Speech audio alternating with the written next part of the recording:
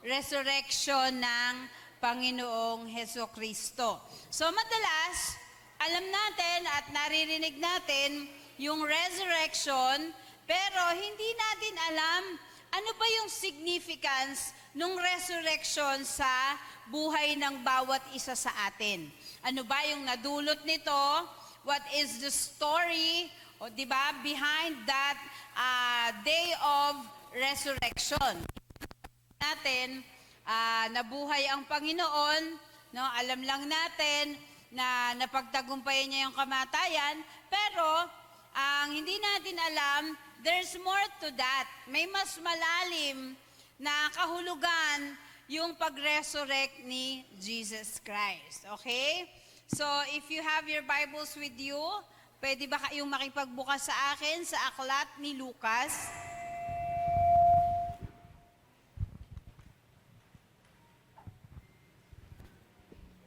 So, Luke chapter 24, and we're going to read from verse 13 to 24.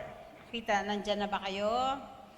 Okay, so nandyan naman yan sa screen. Sabi dyan, that same day, 2 of Jesus' followers were walking to the village of Emmaus, 7 miles from Jerusalem. As they walked along, they were... May ano ba to? May echo? Tanggalin niyo na echo, hindi ako kakanta. Okay, as they walked along, they were talking about everything that had happened. As they talked and discussed these things, Jesus himself suddenly came and began walking with them. 16. But God kept them from recognizing him. He asked them, "What are you discussing so intently as you walk along?" They stopped short, sadness written across their faces. Then one of them, Cleopas, replied, "You must be the only person in Jerusalem who hasn't heard about all the things that have happened there the last few days." "What things?" Jesus asked. "The things that happened to Jesus, the man from Nazareth," they said. "He was a prophet who did powerful miracles, and he was a mighty teacher in the eyes of God and all the people. But our leading priests and other religious leaders handed him over to be condemned to death, and they crucified him." 21. We had hoped he was the Messiah who had come to rescue Israel. This is all happened 3 days ago. Then some women from our group of his followers were at his tomb early this morning, and they came back with an amazing report. They said his body was missing, and they had seen angels who told them Jesus is alive. So some of our men ran out to see, and sure enough, his body was gone, just as the women had said. So ito ay istorya ng dalawang ordinary people. No? Naglalakad sila, pinag-uusapan nila kung ano yung nangyari sa Panginoong Yesus, and doon may part dyan na, ang Panginoong Yesus ay sumabay sa kanila. So this is after ng resurrection, the day of the resurrection. Naglalakad tong dalawang to, tapos not knowingly na ang Panginoon na pala yung kasabay nila. Nakaranas na ba kayo no? Naglalakad kayo, tapos yung pinag-uusapan nyo, sumabay sa inyo, sa sobrang seryoso nyo sa pag-uusap, hindi mo napansin yung pinag-uusapan nyo, yun na pala yung nagtanong sa inyo. So, nung tinanong ng Panginoong Hesus, sabi dun sa dalawa, ano ba yung napakaseryoso yung pinag-uusapan? So, natigilan sila, at sabi doon, there was sadness, no? There was sadness in their face. Siguro, kung iisipin natin, napakahirap ng pinagdaanan ng mga tao na nandun nung panahon ni Jesus Christ. Kasi tayo, para ngayon, inaalala na lang natin, 'di ba? Pinag-aaralan na lang natin or binabalikan na lang natin kung ano 'yung nangyari noon. Pero kung ating pag-aaralan, no? Or kung ating ilalagay yung ating sarili dun sa mga disciples ni Jesus Christ or yung mga tao na umasa na siya na nga yung dumating na tagapagligtas, maiintindihan natin na napakatindi, no? Napakatindi nung kanilang pinagdaanan. Di ba? Minsan sabi natin, napaka-weak ng faith ng mga disciples si Jesus Christ. Di ba? Kasama na nila si Jesus, tapos iniwan nila, tapos nagtakbuhan sila, di ba? So, hindi natin sila masisisi kasi hindi naman natin talaga na-experience yung kanilang na-experience. Tayo, pasalamat tayo, we can celebrate, di ba, the day of the resurrection or Easter Sunday. Sila noon hindi. Di ba? They were gathering together, noon lang ibinalita sa kanila na buhay si Jesus Christ. Pero kasi ang unang sinabi, wala na si Jesus dun sa tomb. Di ba, pwede lang isipin, baka ninakaw, di ba, or may kumuha lang. Pero sinabi nila na may anghel na nagsabi, pero hindi pa rin sila kumbinsido. Di ba? Kaya nga nagkaroon ng tawag na Doubting Thomas. No, isa si Thomas sa hindi naniniwala, sabi niya, para siya maniwala, kailangan makita muna niya na ang Panginoon ay ng harapan. So, ibig sabihin, tayo, alam natin sa panahon natin na ang Panginoon ay muling nabuhay, di ba?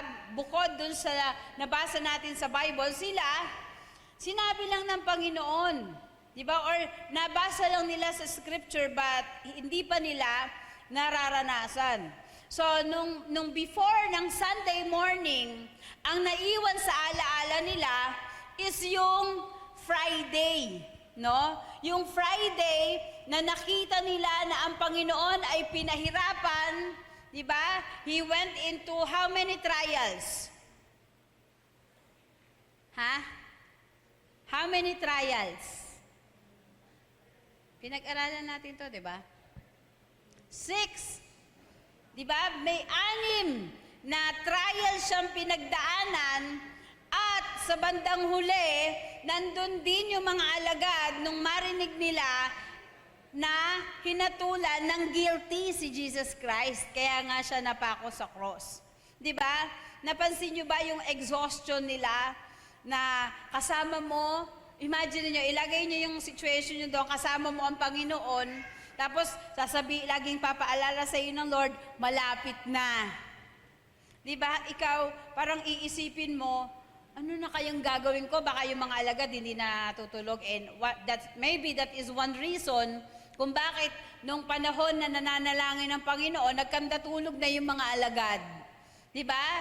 Kasi sobrang exhausted na sila doon sa buong isang linggo na pag-iisip na malapit nang kunin ang Panginoon, malapit nang dumating, kumbaga sa atin parang judgment day, di ba? Alam niyo ba yung pressure na yung isa sa kasamahan nyo ay ipinagkanulo ang Panginoong Jesus?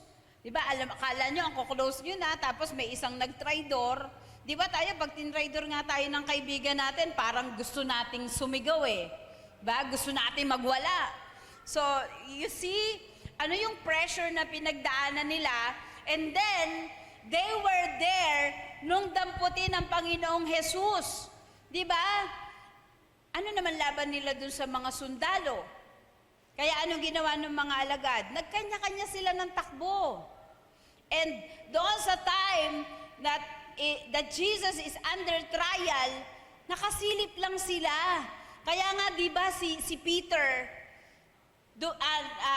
nag-deny siya, i-deny niya ang Panginoong Jesus sa takot niya na that he would experience the same experience na pinagdadaanan ng Panginoong Jesus. So you see, di ba, kaya sobra yung damdamin na pinagdaanan din ng mga alagad ng Panginoong Jesus. And there was a time na medyo na-relieve sila nung sabihin ni Jesus Christ na, alam nyo ba, pag ako ay tumawag sa Ama, pwede siya magpadala ng mga libu-libong anghel para iligtas ako. Kaya lang, at the end, sabi niya, Hindi niya gagawin yon. Bakit? Kasi pag ginawa niya yon, hindi matutupad yung scripture. Kaya, ang ginawa ng mga alagad, from a distance, di ba, nung sinasaktan na si Jesus Christ, during His trial, nung siya ay naglalakad na papunta sa krus, wala silang magawa kundi tumingin. Imaginein mo, kung ikaw ay alagad ni Jesus Christ nung panahon na yon, and you cannot do anything to lessen His agony, to lessen His pain, di ba? Grabe yung, alam niyo sino yung nakaranas sa inyo na sa sobrang bigat nung dinadala nyo, halos mamatay na kayo. Mahimatay naman. Mahimatay. Diba? Ganun yung nararamdaman nila. Have you experienced na gusto mong tulungan yung isang tao pero hindi mo siya matulungan kasi ayaw mong madamay sa kanya? Diba? Ayaw mong yung ginagawa sa kanya ay gawin din sa'yo. So ganito katindi yung pinagdaanan ng mga alagad or disciples ni Jesus Christ. And then, pagdating dun sa final trial niya, di ba? Yung mga tao na nakasaksi ng mga ginawa ng Diyos na andoon. And ang naging problema, isa sila sa mga sumigaw na ipako siya sa krus. Di ba? O halimbawa, sino yung mga magkakaibigan dito? O halimbawa, yung grupo nila Jeramil.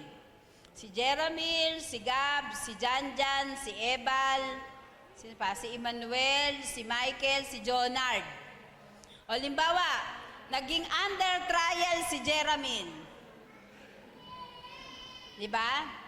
Hindi siya maipagtanggol nung kanyang mga kaibigan. Nakatanaw lang sila. Tapos, ang naging huling hatol, sabi ni Pilato, sabi, ipako si Jeramil sa krus. Jeramil natuwa. Diba? Anong mararamdaman nyo? Diba? Sobrang lungkot. So, ganun din si Jonard lang. Abnormal naman yan si Jonard. Diba? Sobrang lungkot. Parang gusto mong tulungan siya. Diba? Gusto mong gumawa ng paraan para mabawasan yung kanyang paghihirap, pero wala kang magawa. Diba? Yung babaeng nanganganak, diba, pag yung nagle-labor, awang-awa yung asawang lalaki.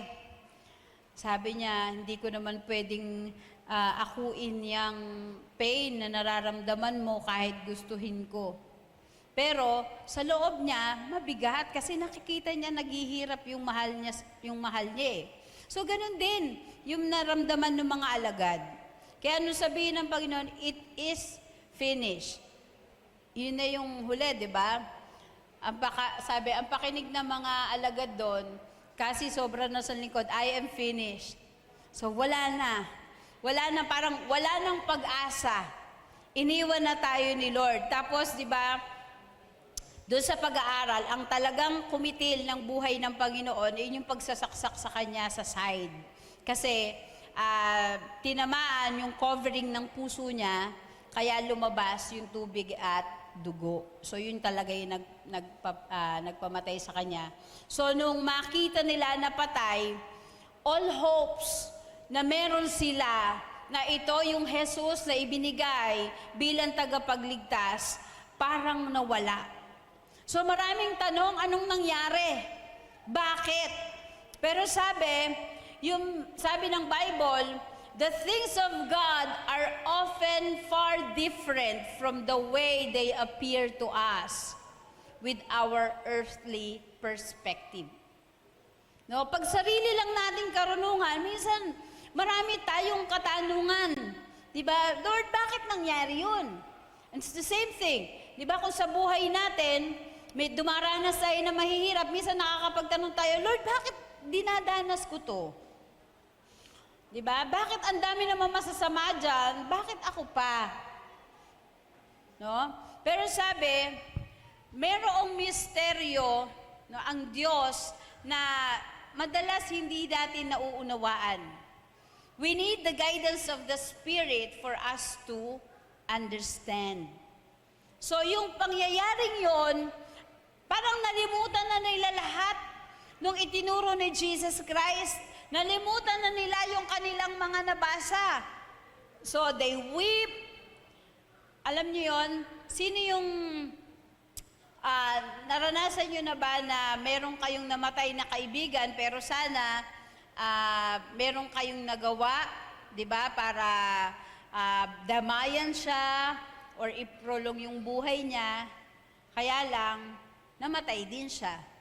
Di ba pag ganun yung sitwasyon, parang hindi ka matulog. Naalala ko, 2 weeks ago, inilibing si Pastor Ray.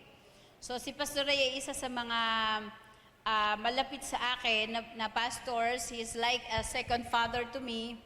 Kaya nung mamatay siya, sobra yung iyak ko. Diba? I was really praying na iprolong ng Diyos yung buhay niya. Kaya lang, wala talaga. So, tinulungan namin yung kanyang family na ma-lessen yung pain, pero walang nangyari. So, ang nagawa ko na lang is umiyak. So, ganun din yung situation ni Jesus Christ, no? At saka ng mga disciple niya. Kaya makikita natin na napakahalaga or yung Resurrection Day is a joyous day para sa alagad ng Panginoon. So ano daw yung significance, no, noong resurrection? 1, sabi diyan, Christ's resurrection ends the time of weeping. Di ba?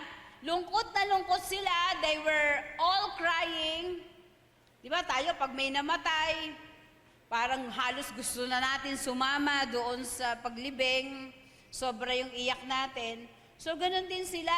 Nung mamatay yung Panginoong Jesus, they gather together, they weep, di ba? They comfort each other. Kaya nga, kumbaga, yung araw ng simula Friday, sobra na yung pagluha, no? Na meron sila. But during the resurrection day, natapos lahat ng pagluha. So sabi ng Bible, weeping may last for a night, but joy comes in the morning. So anong significance nito sa buhay natin? Minsan talaga, may dumarating na mahihirap na pagkakataon sa buhay natin. Diba? It made us so lonely, it made us cry, pero lagi nating tandaan, dumadaan lang yan, pero lumilipas din. It gives us the hope na hindi tayo habang buhay umiiyak, no? Lumilipas din yan. Why? Because Jesus died for you to have a new life. Jesus died for you to be encouraged, di ba? He rose again to prove that He can do the impossible to be made possible. Diba? Mayroon na ba kayong nakilala na namatay tapos yung talagang buong isang araw patay tapos nabuhay? Wala, diba? So, madalas, meron tayong nakikita yung mga nare-revive. Naalala ko nung si Pastor Ray, merong group chat yung mga pastors. So, dinala siya sa hospital. Tapos, nag-announce sila na pakipray po si Pastor Ray kasi nire-revive siya ngayon. Tapos, after mga siguro 1 to 2 minutes, nag-announce sila, wala na po si Tatay Ray. So kami naman, iyakan kami. Kasi sabi, patay na si Pastor Ray. Tapos nagkukwento ako dun sa amin, naiyak ako. Tapos biglang may nag-pop up na message ulit dun sa group chat namin, sabi, ay na-revive po si Pastor Ray. Buhay po siya ulit. So di kami naman, ang saya-saya namin. Tapos merong pastor na nagpunta doon, in-announce ulit din sa group namin, sabi po nung nung doktor doon sa hospital, wala na daw po si Pastor Ray. Tapos iiyakan ulit kami. Sabi ko, nakakapagod naman to. Ko iiyak na naman tayo. Tapos, siguro mga after 5 minutes, matagal-tagal, 5 minutes, biglang nag-message yung anak na buhay po si tatay. Kaya sabi sa akin ng isang pastor na friend ko, sabi, Yam, wag na muna natin pag-usapan si Pastor Ray kasi nakakapagod eh. Iiyak tapos tatawa tayo, tapos iiyak ulit tapos tatawa tayo. Di ba? Pero wala kang mababalitaan na namatay ng almost a day pero nabuhay. So ibig sabihin, there is a very powerful or divine intervention dun sa nangyari sa Panginoon na kahit ikaw ay umiyak, darating, no, yung miracle, darating yung divine intervention ng Panginoon sa buhay mo that will stop your weeping. Di ba? Minsan hindi natin yan maunawaan. Parang napaka-hopeless na nung buhay natin. Pero sabi, those are earthly perspective. Merong ibang plano ang Panginoon para sa atin. Di ba sabi dun sa Revelation 5:5-6, noong si John ay umiyak, sabi nung isang elders, do not weep. See, the Lion of the tribe of Judah, the Root of David, has triumphed. Sabi, He is able to open the scroll and its 7 seals. Alam niyo yung scroll na yon, walang ibang makakabukas doon kahit si Satan. Kaya hindi alam ni Satan yung mga mysteries ng Panginoon. But those mysteries were open to us. Diba? Because God has overcame death, He overcame it all. Siya lang yung nakakapagbukas ng mystery, and ang kagandahan nito, those mystery were shared to us by the Holy Spirit. Kaya kung kayo man ay nalulungkot ngayon, lagi niyong isipin na merong katapusan yung ating pagluha because ang kayang gawin ng Panginoon yung mga imposible na maging posible para sa atin. Diba? Pangalawa, Christ's resurrection brings hope to ordinary people. So doon binasa natin, di ba, may kausap si Cleopas. Actually, hindi naman minention kung sino yung kausap dyan ni Cleopas. Sabi, yun daw Cleopas ay kinuha sa pangalan ni Cleopatra. O yan. So, galing ano? Kinuha sa pangalan ni Cleopatra. Kasi, pangit naman kung ang lalaking Cleopatra ay Cleopatro. Di ba? Ang pangit. Kaya Cleopas na lang. Okay, so may kausap siya, pinag-uusapan nila yung nangyari sa Panginoon. Pero alam nyo ba, this was the only time na itong taong to ay nabanggit dito sa Bible. And that was the time they were talking about the death of Jesus Christ. Na yung kamatayan ng Panginoon ay talagang nagdulot sa kanila ng sobrang lungkot. Diba? Parang yung pag-asa nila ay nawala na. So he was an ordinary person. Kaya sabi, it brings, the resurrection of Jesus Christ brings hope to the ordinary people. Hindi siya nagpakita una sa kanyang mga alagad. Diba? Ang una nga nakaalam na buhay na siya ay sino? Sila Mary Magdalene. Diba? Mga simple silang tao na na-experience yung pagkilos ng Panginoon. Kaya sa buhay natin, was there a time na feeling mo, you feel hopeless?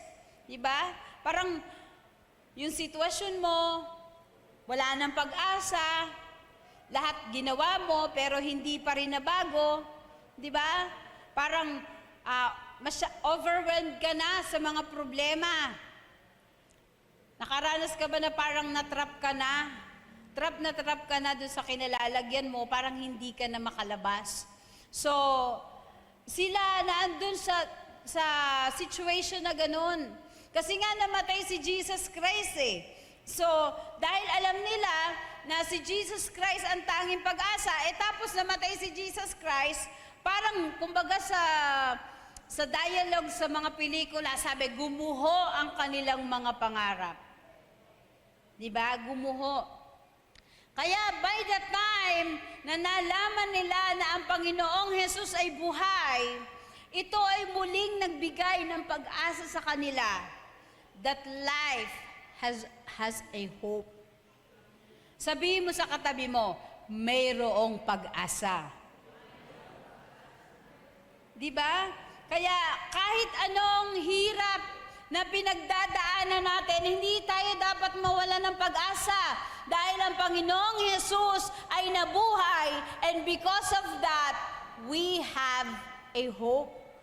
May pag-asa tayo. Di ba? Na kayang gawin ng Diyos or solusyonan ng Diyos yung sitwasyon mo. Always remember, sabi ng Bible, ang Diyos ay malapit sa mga broken-hearted. Na ang Diyos ay malapit sa mga mahihina, di ba? Kaya nga, He chose to show Himself to these ordinary people. Yung mga tao na parang na hindi sikat, di ba? Yung hindi masyadong pinapansin, just to prove na kahit sino ka man, Jesus died for you. Jesus overcame it all for you so that you may have hope. So wag natin kalilimutan yan. Kahit gaano katindi yung pinagdadaanan natin, kahit gaano kahirap yung sitwasyon natin, sabi nga ni Catriona Gray, you always look for the silver lining. Diba? There is always hope pagdating sa Panginoon. Kaya huwag kang mawawala ng pag-asa kung yung sitwasyon mo, feeling mo, parang, hindi na ako makaalis dito. No, there is always hope. Huwag natin aalisin yung ating pananampalataya sa Panginoon. Huwag natin aalisin yung ating paniniwala na hindi tayo pababayaan ng Diyos. Whatever your situation in life is, alam yan ng Panginoon, at lagi mong tandaan, malimutan ka man ng tao, hinding-hindi ka kalilimutan ng Diyos. Number 3, Christ's resurrection is victory over death and the fulfillment of Christ's mission. Ang mission ng Panginoong Jesus ay iligtas ang lahat ng mga makasalanan. He came to seek and save that which are lost. Kaya yung pagkabuhay na muli ng Panginoon, ito ay nagpapakita ng kanyang tagumpay. And because we are God's children at ang Diyos na pinaglilingkuran natin ay Diyos ng tagumpay, kaya din natin maging mananagumpay sa ating mga buhay. Sabi mo sa katabi mo, kaya mo magtagumpay. Parang hindi convincing yung pagsasabi niyo sa katabi niyo. Sabihin niyo sa katabi niyo, tapikin niyo yung kanyang balikat. Kaya mo magtagumpay. Jeramil, balikat, hindi hita. Diba? Kaya natin magtagumpay.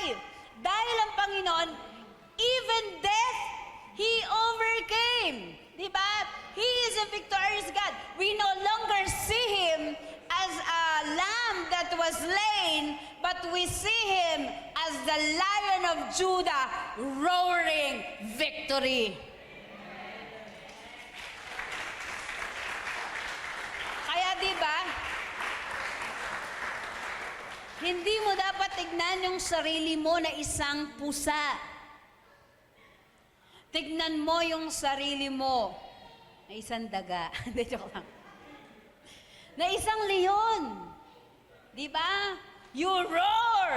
Hindi ka nag-meow. You roar. Di ba? And when you roar, ibig sabihin, you are prepared for victory. Pwede ba kayong mag-roar? Sabay-sabay Alam niyo yung roar? Roar. Walang leon na ang roar niya ay roar. Walang ganon. O kaya roar, walang ganon. Pag sinabing roar, roar, ibig sabihin, you are victorious. Sige nga. Let us roar for victory. 1, 2, 3. Roar! Ayan, tinan nyo, umiyak si Roy umiyak. Okay. So, di ba? It is the fulfillment of Christ's mission. Nung mabuhay ang Panginoon na muli, it just prove, di ba, na totoo ang salita ng Diyos, totoo na siya ang Messiah, totoo na siya ay pumunta dito sa lupa para tayo ay iligtas. Kasi, kung hindi nabuhay na magmuli ang Panginoong Jesus, magiging sinungaling ang Biblia. Di ba? Kasi ang sabi ng Bible, darating ang Messiah. Siya ay mamamatay, but on the third day, He will rise again. Kung hindi siya nabuhay, ibig sabihin, hindi totoo yung Bible. Hindi din totoo yung sinabi ni Jesus Christ. Di ba? Sabi sa 1 Corinthians, nalagay ko ba yun dyan? Hindi ko nalagay, PJ. Ay, sorry naman. 1 Corinthians chapter 15, verses 12 to 14. Yan.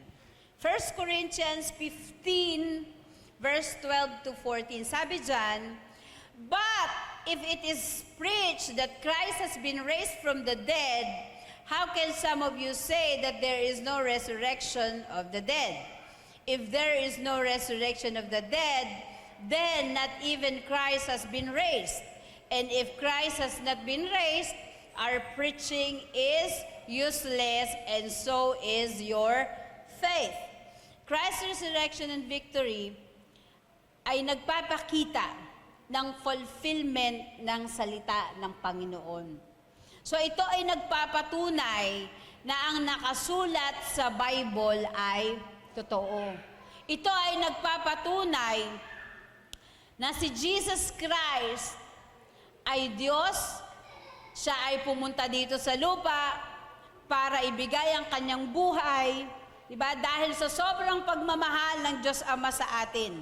So, these are Bible truths na pinatunayan noong resurrection ni Jesus Christ. Kasi kung hindi nga siya nabuhay, wala tayong i-share sa iba na alam mo ba, mahal na mahal ka ng Diyos. Kasi namatay siya at nabuhay para sa iyo. Di putol, alam mo ba, mahal na mahal ka ni Jesus Christ kasi nag-try siya na mabuhay muli pero hindi siya nagtagumpay. Di ba? Wala tayong victory na maipapakita. Pero because nabuhay ang Panginoong Jesus, it just proved, di ba, that we truly serve a victorious God. Na even death, kaya niyang pagtagumpayan. Di ba? Naisip mo ba yon? Kung yung kamatayan nga na pagtagumpayan ni Jesus Christ kasino lang na yung mga problema natin para hindi mapagtagumpayan. Always remember that Jesus overcame it all because of you and me. Even in His dying breath, we were on His mind. Tayo yung iniisip. Alam niyo ba kung gaano kagrabe yung pagmamahal ng Panginoon sa atin? Ang tanong, pinapahalagahan ba natin yung sacrifices na ginawa ng Panginoon para sa atin? Paano mo pinapahalagahan yung sakripisyo ng Diyos para sa iyo? And we're going to end on this last verse na binasa din this morning, 1 Corinthians chapter 15, verse 58.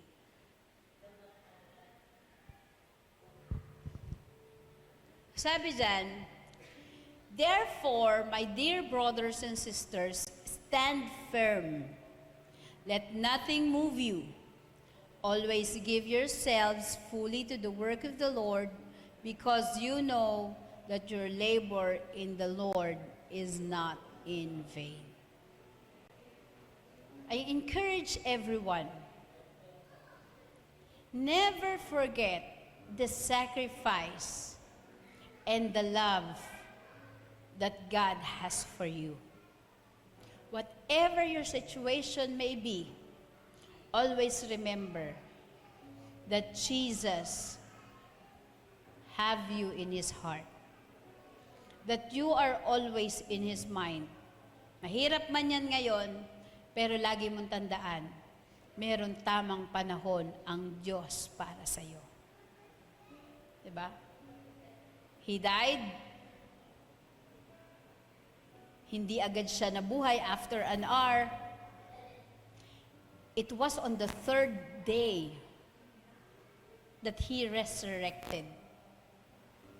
You just have to give time for God to manage your life, to arrange everything for you. Maaaring hindi agad-agad mabago yung situation mo. Maaaring hindi agad dumating yung gusto mo. But always remember, God has won the battle for you. You just have to wait. Hindi ka nalilimutan ng Panginoon. Because He remembers even those who are forgotten. Can we all close our eyes? Sabi doon sa binasa natin, we should stand firm. We should never lose hope. We should never stop serving God. God has paid the price for you to have a new life. And He wants you to use that life serving Him and glorifying Him.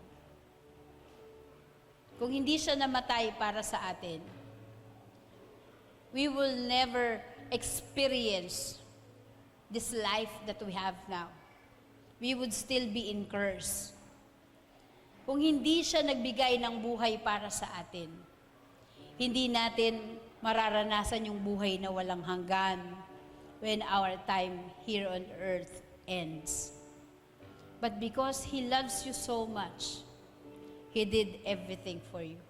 Kaya karapat-dapat lang, nabigyan natin ng pasasalamat, ng parangal ang Panginoon sa lahat ng ginawa niya sa ating buhay. Let us all pray and let us thank God. Panginoon, salamat po sa pagbibigay mo ng buhay mo para sa akin. Kahit hindi po ako karapat-dapat, kahit madaming beses akong nagkamali, pinili mo pa rin na mahalin po ako. Sige, let's pray.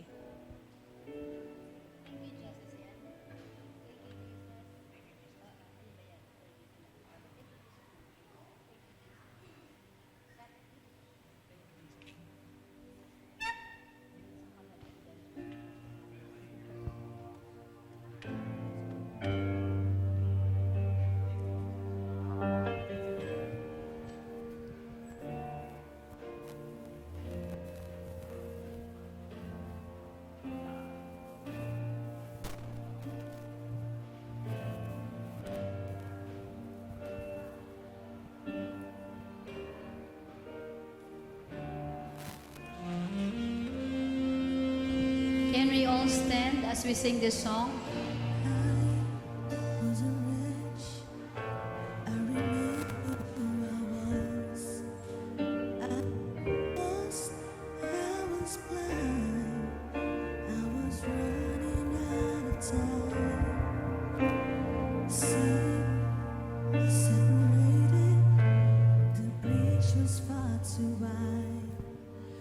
From the far side of the chasm, you held me in your sight. So you made a way across the great divide, left behind heaven's true. Build it here inside. And there at the cross, you paid the debt I owed. Broke my chains, freed my soul, and for the first time I had hope. Thank you, Jesus, for the blood applied. Thank you, Jesus, it has washed me white. Thank you, Jesus, you have saved my life. Brought me from darkness into glorious light. You took my place, Lord. You took my place, laid behind my tomb of sin. You were buried for 3 days, but then you walked right out again.